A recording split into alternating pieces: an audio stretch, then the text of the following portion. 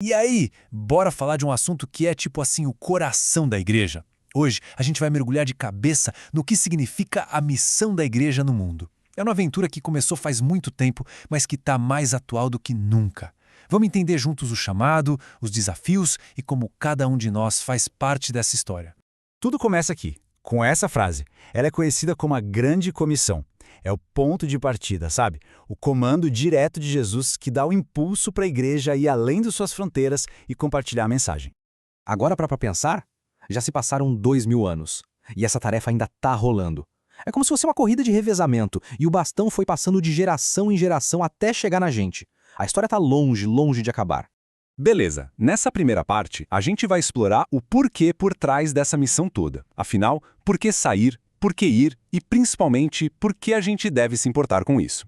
A primeira coisa que a gente precisa entender é que compartilhar o evangelho não é uma atividade opcional ou um ministério só para algumas pessoas. É, na verdade, a principal responsabilidade da igreja. É a razão de ser dela. E olha que demais essa perspectiva. A ideia aqui é que o objetivo final de missões é a adoração. A missão continua para que pessoas de todos os povos, de todas as tribos e línguas tenham a chance de conhecer a Deus e, claro, adorá-lo. Onde hoje não existe adoração, um dia vai existir. Esse é o alfa. Então, se a gente já sabe o porquê, vamos avançar um pouco e ver o quê. Afinal, o que exatamente significa a palavra missão nesse papo todo? É super importante a gente entender isso aqui. Um missionário é alguém que foi enviado. É uma pessoa chamada por Deus para uma tarefa bem específica: atravessar barreiras culturais para levar o evangelho. É diferente de, por exemplo, um evangelista que trabalha na própria cidade. A palavra-chave aqui é essa: atravessar barreiras. O jeito de fazer missões mudou com o tempo. Lá no comecinho da igreja era mais espontâneo, cada um ia falando com quem estava por perto. Mas aí, em Atos capítulo 13, acontece uma virada de chave. A igreja de Antioquia se reúne, ora e envia oficialmente Paulo e Barnabé. Esse foi tipo o primeiro envio missionário organizado e virou o modelo que as igrejas seguem até hoje.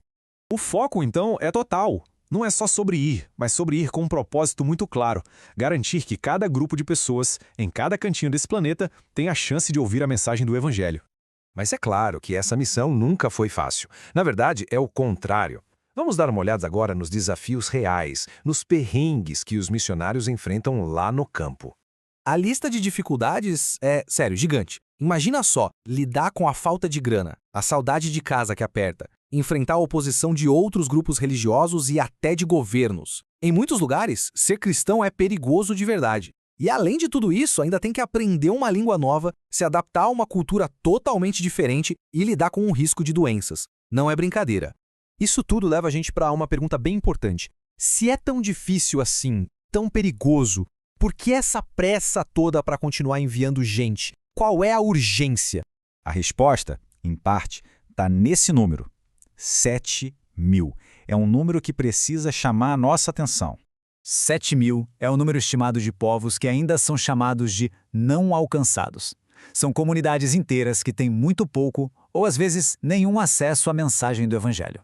E o que é um povo não alcançado? A definição é essa: um grupo de pessoas onde menos de 2% da população é cristã evangélica. Na prática, isso quer dizer que não existem cristãos suficientes lá dentro para conseguir evangelizar o resto do seu próprio povo. A igreja local ou é muito pequena ou simplesmente nem existe. Eles precisam de ajuda de fora. Então, o ponto crucial é este: a necessidade é enorme e a missão envolve todo mundo na igreja, inclusive os adolescentes. Vamos ver como dá para participar ativamente disso. Existem maneiras muito práticas de a gente se envolver, começando hoje mesmo. Primeiro, orando. A oração é a base, é o suporte espiritual para quem está lá no campo. Segundo, contribuindo. Pode ser com dinheiro, com bíblias, roupas, o que for. Toda ajuda sustenta o trabalho. Terceiro, enviando. Sabe, mandar uma mensagem de apoio nas redes sociais para o missionário pode renovar as forças de alguém que está se sentindo sozinho. E quarto, indo. Sim, por que não? Começar a se preparar, estudar, aprender e se colocar à disposição para quem sabe um dia ser a pessoa que vai. O apóstolo Paulo resumiu toda a lógica da missão com essas perguntas. Elas mostram que existe uma corrente de responsabilidade. Para alguém poder ouvir, alguém tem que pregar. E para alguém pregar, precisa ser enviado. A missão é uma tarefa de todo mundo. A história que começou há 2000 anos continua sendo escrita agora, hoje. A necessidade de levar o evangelho para todos os cantos do mundo ainda é urgente. A pergunta que fica no ar para a gente pensar é: qual vai ser o nosso papel nessa história? Como a nossa geração vai responder a esse chamado?